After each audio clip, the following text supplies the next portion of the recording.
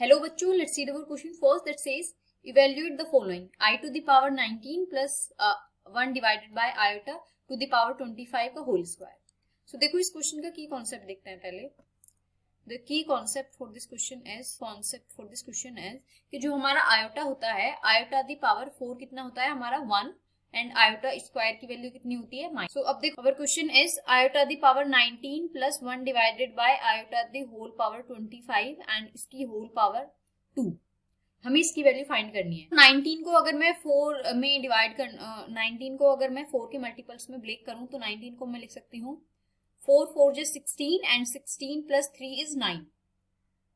ठीक है, तो इसको मैंने लिख दिया iota the power 4 into 4 plus 3 and plus 1 की पावर 25 डिवाइडेड बाय 25 को मैं कैसे लिख सकती हूँ 4 की फॉर्म में। दिस इज 4 6 4 जो 24 प्लस 1।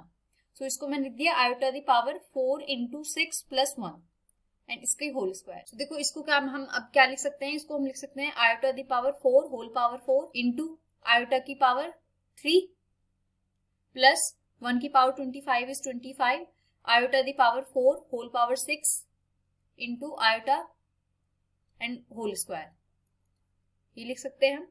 अब देखो आयोटा की पावर 4 कितनी होती है 1, सो 1 की power 4 into iota cube plus 1 divided by iota the power 4 is 1 1 to the power 6 into iota.